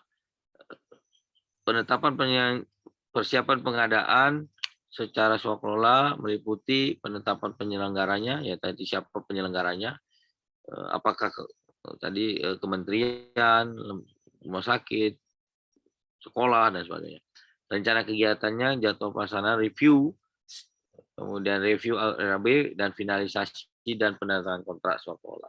Yang membutuhkan kontrak dalam swakelola hanya tipe 2, 3, dan 4. Tipe 1 tidak perlu kontrak. Oke. Ini persyaratan swakelola untuk persyaratan swakelola. Ini persyaratan swakelola untuk tipe 2, kerjasama antara pelaksana, memiliki sumber daya yang cukup untuk kemampuan. Ini persyaratannya. Jadi kalau tidak terpenuhi persyaratan ini, maka tidak layak dia dikatakan tipe 2. Ada lagi persyaratan untuk tipe 3, mulai dari berbadan hukum, yayasan atau berbadan hukum perkumpulan, mempunyai status valid keterangan wajib pajak, memiliki struktur organisasi pengurus, memiliki ADART, bidang kegiatan yang berhubungan dengan jasa yang diadakan. Jadi harus ada hubungannya. Jangan tipe 3 nggak ada hubungannya. Mau melaksanakan kegiatan yang tidak ada bidangnya. Contoh. Rumah sakit mau melaksanakan kegiatan untuk pelatihan pengadaan barang jasa. Kan nggak ada bidangnya tuh. Yang punya bidangnya di UKPBJ misalnya. Maka yang pelaksana penganggarannya boleh dianggarkan di rumah sakit, tapi bekerja sama dengan UKPBJ. Untuk apa? Untuk melaksanakan swakelola tipe 3. Tapi ini untuk ormas ya misalnya, atau IAPI, Ikatan Ahli Pengadaan Indonesia. Kalau itu melaksanakan dengan UKPBJ, maka itu masuk ke tipe 1. Tapi kalau tipe 3, contohnya ini, contoh yang mempunyai bidang kegiatan berhubungan dengan barang jasa, rumah sakit tadi akan melaksanakan swakelola dengan Ikatan Ahli Pengadaan Indonesia. Kan berbadan hukum, yayasan berbadan itu swasta. Kemudian mempunyai status valid pajak, keterangan wajib pajak, dan ini persyaratannya mulai dari 1 sampai 8, ini harus terpenuhi. Nah, contoh kelima ini misalnya tadi rumah sakit mau melaksanakan swakelola dengan Ikatan Ahli Pengadaan Barang Jasa Indonesia misalnya. Yang keenam, mempunyai personil tetap dan ilmu pengetahuan teknis, menyediakan dan mengerjakan barang jasa sejenis yang diswakelolakan. Jadi ya ormas atau PTS, ini namanya ormas atau PTS tersebut mempunyai personil tetap dengan keilmuan dan di IAPI ada nih ahli-ahli pengadaan, ya udah kita swakelolakan ke mereka misalnya. Yang ketujuh, menguasai kantor. Jelas harus ada kantornya. IAPI kantornya di mana? IAPI pusat misalnya di Jakarta, IAPI provinsi di alamat di mana, di kabupaten kota, begitu pula adanya. Yang ke-8, mempunyai perjanjian kerjasama kemitraan jika calon pelaksana akan melakukan kemitraan. Kalau enggak, ya lanjut aja perjanjian kerjasama antara PPK dengan pimpinan ormas tersebut. Ini tipe 4, memiliki sekretariat. Jadi kalau untuk kelompok masyarakat tidak ribet persyaratannya, yaitu hanya 2, memiliki sekretariat alamat yang benar dan jelas. Yang kedua, memiliki kemampuan untuk menyediakan atau mengerjakan barang jasa sejenis yang diswakelolakan. Contohnya, misalnya untuk membuat pembangkit listrik tenaga air misalnya. Ada kelompok masyarakat yang konsen terhadap pembangunan itu, justru tidak ada penyedia yang bisa membuatnya di daerah tersebut, maka bisa dilakukan dengan swakelola. Masyarakat, ada kelompok masyarakat yang memang konsen untuk bekerja untuk membuat pembangkit listrik tenaga air misalnya. Itu misalnya ya Bapak Ibu. Ini finalisasi Bapak Ibu. Saran saya ini ditandai finalisasi dan penandatanganan kontrak. Kapan itu finalisasi? Bedakan finalisasi dan penandatanganan kontrak pada saat di penyedia dengan finalisasi dan penandatanganan kontrak di swakelola. Lihat soalnya, apakah ini soal penyedia atau swakelola. Yang sering salah kaprah dan salah baca, salah kaprah. Ini kan kontrak, urusannya dengan penyedia. Tidak. Di swakelola juga diperlukan kontrak untuk tipe 2, 3, dan 4. Maka perlu finalisasi. perlu penandatangan kontrak. Sama, yang tanda tangan kontrak siapa? Bisa PA, bisa PPK, bisa PA, bisa PPK, bisa KPA. Bisa PA, KPA, atau PPK. Kalau di swakelola, di state memang PPK. Ya. Oke, ini membedakan nih. Kalau di penyedia, kontrak itu ditandatangani PA, garis miring KPA, garis miring PPK. Kalau di swakelola, tidak ada tuh istilah PA, garis miring KPA, garis miring PPK yang tanda tangan kontrak. Di swakelola, di state yang tanda tangan kontrak adalah pejabat pembuat komitmen. Kalaupun dirangkap oleh PA, KPA, maka si PA garis miring KPA tersebut bertindak semuanya. Mulai dari persiapan, mulai dari pelaksanaan, dan kecuali pengawasan. Kecuali pengawasan. Jadi persiapan dan pelaksanaan menjadi kewajiban si PA. Oke, ini finalisasi Bapak Ibu. Tim persiapan dan tim pelaksanaan menyusun rancangan kontrak swakelola. Dalam hal terdapat perbedaan antara biaya yang diusulkan dengan anggaran yang disetujui dalam DIPA atau DPA, PPK dibantu oleh tim persiapan melakukan negosiasi teknis dan harga dengan tim pelaksana swakelola. PPK menetapkan spesifikasi teknis KAK dan RAB setelah negosiasi dengan tim pelaksana mencapai kesepakatan. Hasil negosiasi dituangkan dalam berita acara hasil negosiasi dan menjadi dasar penyusunan kontrak swakelola. Jadi negosiasi, kemudian ada hasilnya, baru tanda tangan nyusun kontrak. Bukan nyusun kontrak dulu baru negosiasi, bedanya di situ. Kalau di penyedia berkontrak dulu, si pihak penyedia dengan pejabat penandatangan kontrak baru berlakukan negosiasi apabila addendum. Namun kalau di swakelola, PPK menandatangani kontrak swakelola setelah berita acara hasil negosiasi. Oke. Saya agak mohon maaf ada noise karena di outdoor. Yang kedua, finalisasi dan penandatangan kontrak itu PPK menandatangani kontrak swakelola dengan tim pelaksana swakelola khusus untuk tipe 3 dan 4 dengan pimpinan Ormas dan Pokmas. Kontrak swakelola paling kurang berisi para pihak, barang jasa yang akan dihasilkan, nilai yang diswakelolakan sudah termasuk seluruh kebutuhan barang jasa swakelola, jangka waktu pelaksanaan, dan hak dan kewajiban para pihak.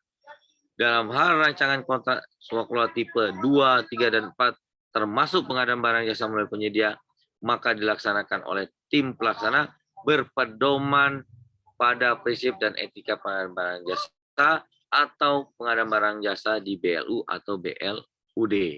Jadi kalau misalnya ada pengadaan barang jasanya kerjasama antara tadi rumah sakit dengan dinas kesehatan kabupaten, rumah sakit provinsi dengan dinas kesehatan kabupaten kota misalnya, dan sifat rumah sakit tersebut BLU, maka rancangan kontrak tipe 2, 3, 4 termasuk pengadaan barang jasanya melalui penyedia, kalau ada penyedianya, maka dilaksanakan oleh tim pelaksana untuk pengadaan barang jasa di BLUD-nya. Oke, saya lanjut, tinggal 10. Oke, pelaksanaan pengadaan barang jasa secara swakelola tipe 1 ini dilaksanakan dengan ketentuan PA garis miring KPA dapat menggunakan pegawai KLPD lain atau tenaga ahli. Boleh, boleh.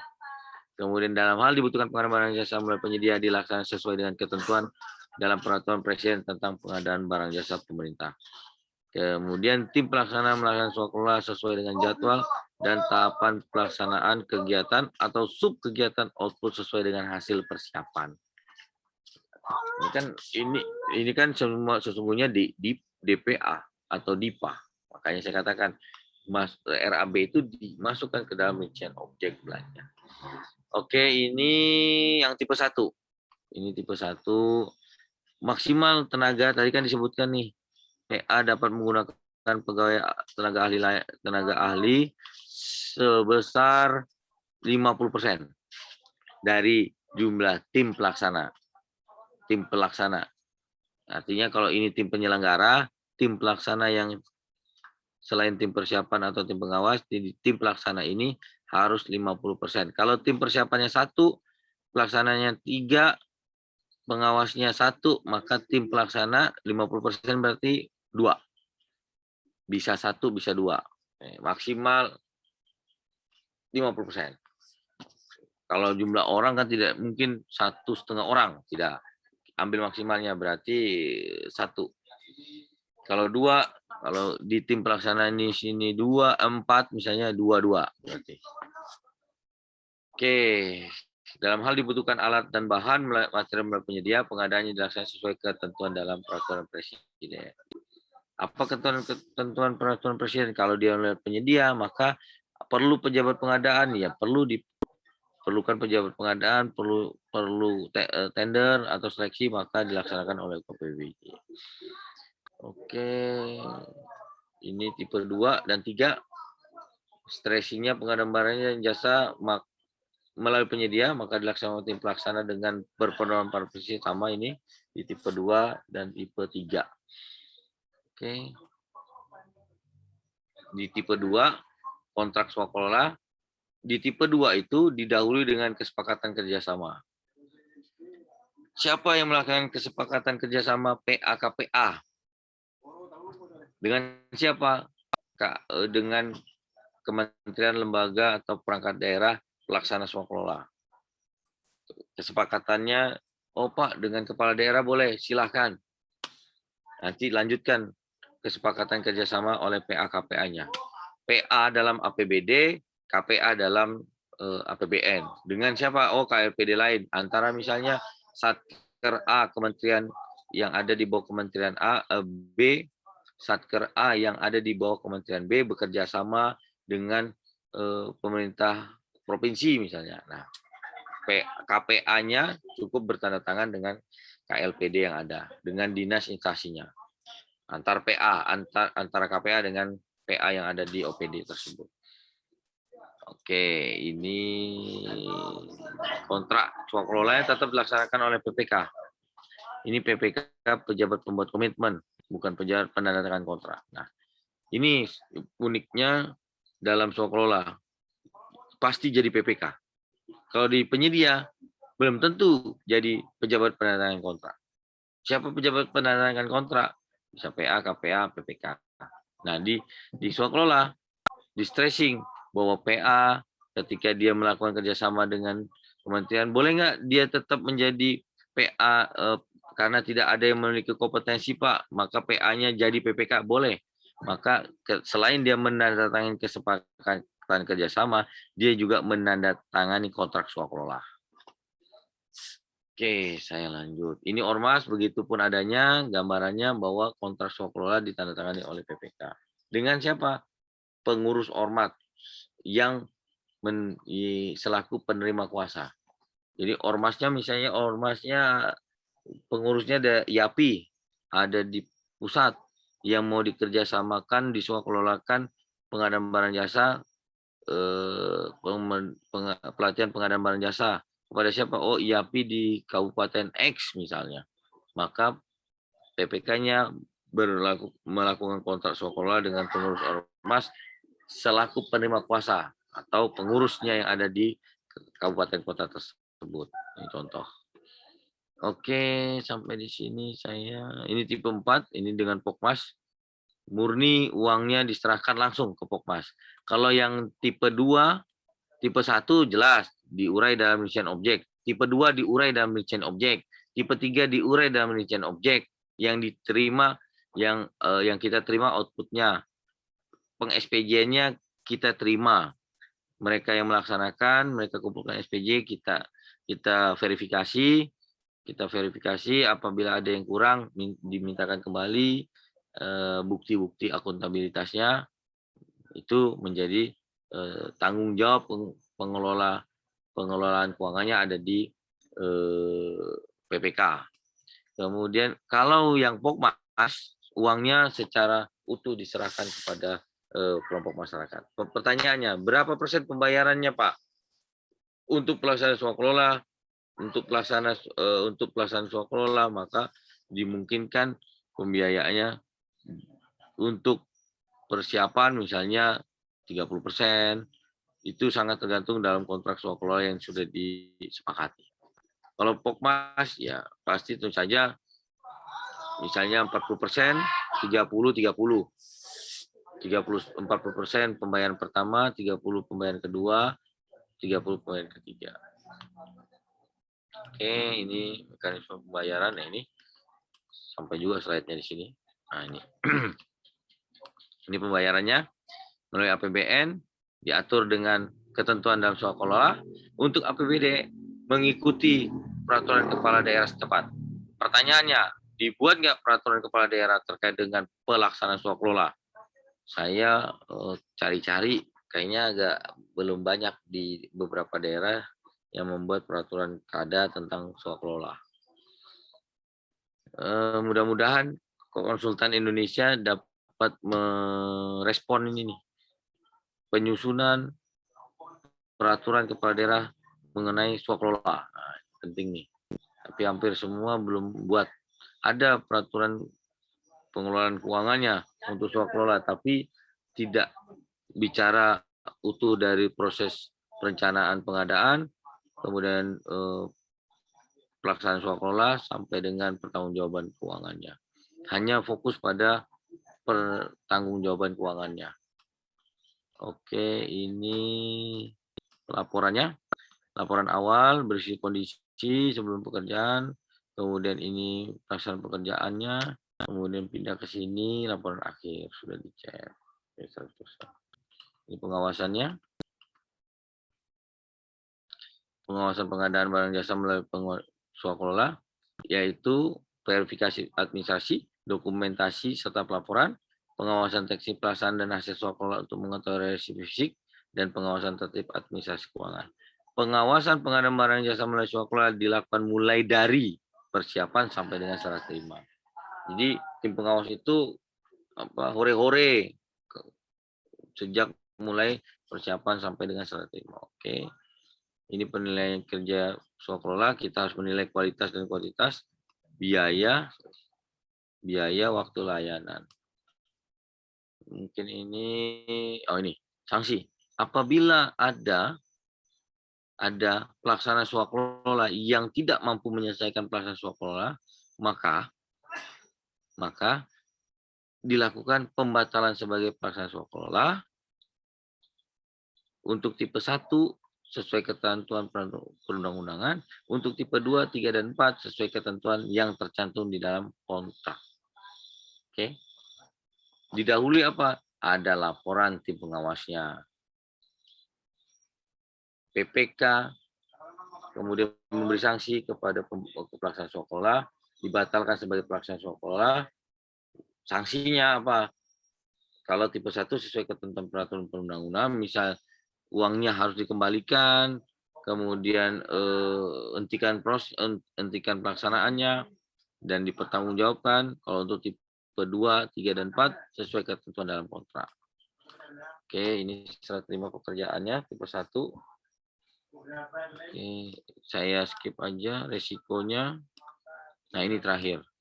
Data dan informasi. Lagi-lagi saya ingatkan, di data dan informasi perencanaan PBJ ini seringkali banyak yang tidak benar jawabannya. Kenapa? Karena masih menganggap materi ini, data informasi yang dalam PBJ swaklola ini tidak perlu dibaca lah. Padahal setiap tujuan instruksional pasti ada butir soalnya. Mungkin itu Bapak Ibu, terima kasih. Waktunya sudah lewat 15 menit lebih.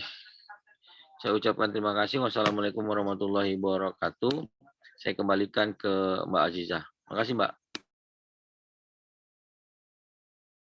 Ya, baik. Terima kasih Pak untuk materi terakhir malam ini. Mungkin terakhir Bapak Ibu sekalian, jika ada yang ingin ditanyakan Bapak Ibu di materi pembekalan terakhir ini bisa mengenai dari mulai modul 1, modul 2, modul 3, modul 4, modul 5, dan tadi modul 6.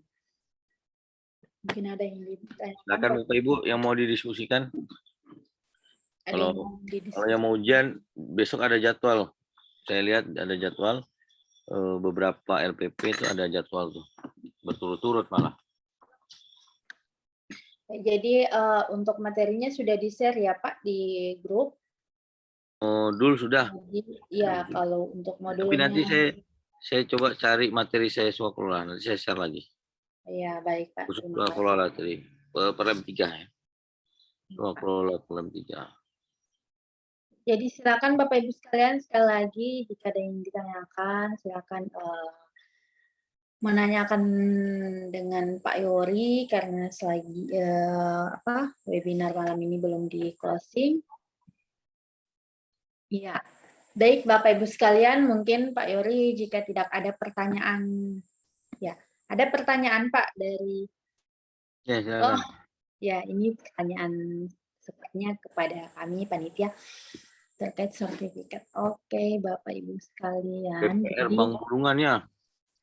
Oh, Bang Bulungan BPR. Oh, ini pengadaan khusus nih BPR. Tapi kalau ada APBD-nya maka dilihat dulu apakah pengadaannya itu ngikut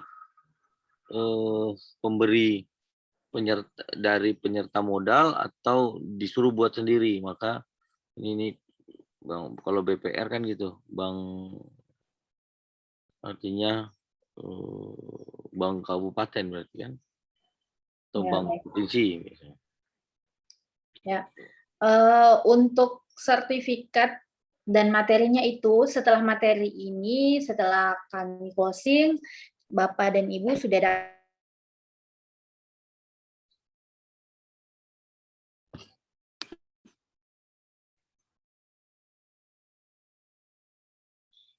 dapat mengakses sertifikat dan menerima 3 hari ini, begitupun juga dengan sertifikatnya selesai. Ya, baik Pak Yori, mungkin sepertinya tidak ada pertanyaan lagi dari peserta sekalian. Mungkin silakan Pak, ada closing statement-nya. Yang pertama,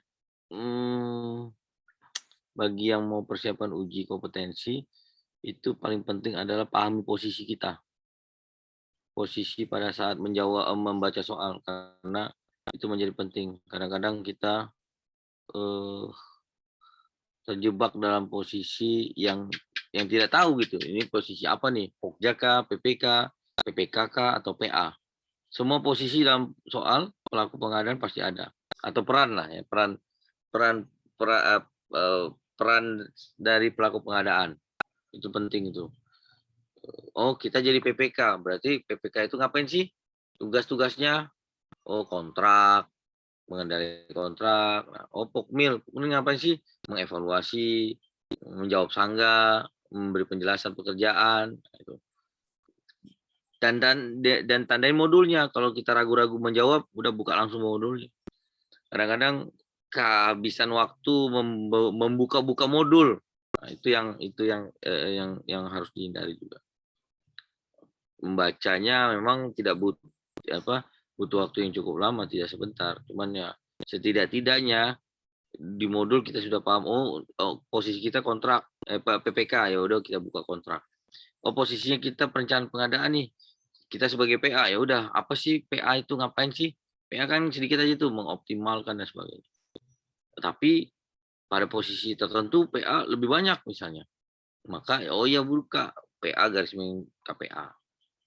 Oke, misalnya kita suruh jadi PPTK, PPTK nggak ada urusan sama pengadaan barang jasa, ngapain kita ikut-ikut ke sana, misalnya begitu. Jadi lihat soalnya, bentuk soalnya, dan pasti soal kan pertanyaannya ada peran, kemudian ada objek yang ditanyakan, kemudian biasanya ditambahkan dengan apa yang harus kita lakukan. Nah, itu uji kompetensi. Ketika misalnya dapat soal, pilihan, kita ada PPK dalam swaklola, apa yang kita lakukan?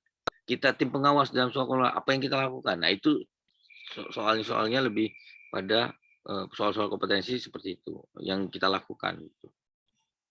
Mungkin itu Bapak Ibu, Mbak Aziza, terima kasih.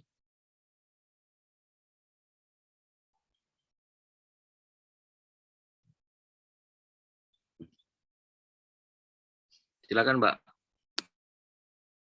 untuk closing apa yang disampaikan oleh Pak Yori malam ini bisa membantu Bapak Ibu sekalian yang akan melakukan ujian sertifikasi PBJP.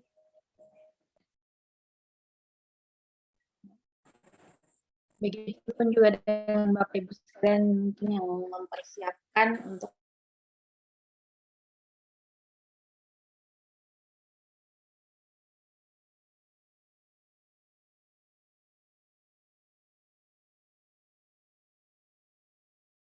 maaf karena baru saya keluar.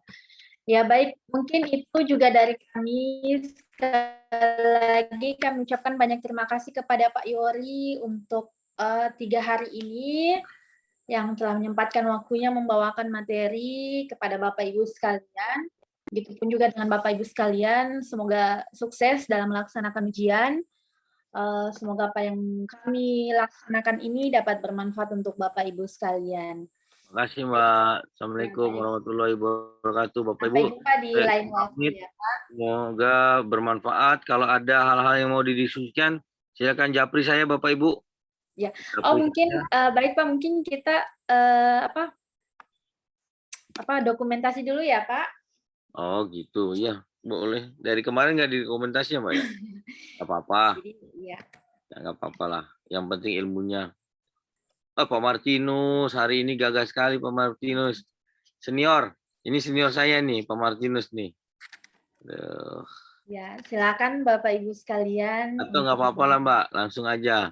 Karena kan tidak semua orang sama mau tampil di depan kamera. Oh ya, baik Pak. Ya. Oke. Kalau Pak Martinus, senior. Ya, silakan Bapak Ibu mungkin yang bisa menyempatkan waktunya untuk mengaktifkan kameranya. Ya. Silakan Bapak Baik, Ibu. ya kalau begitu saya hitung ya Pak.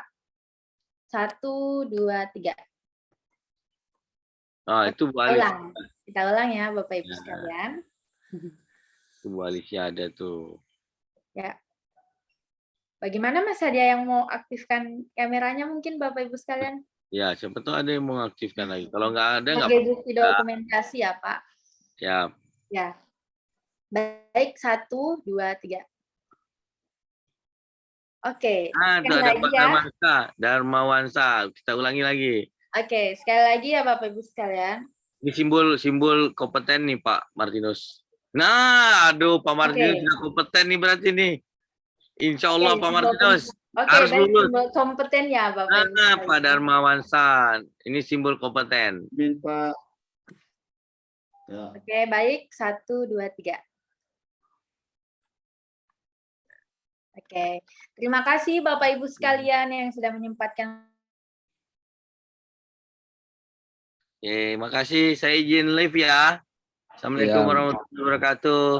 Salam hormat Pak Darmawansa. Ibu Bapak sekalian. Ya, kami bertemu kembali dengan Bapak Ibu sekalian. Semoga sukses.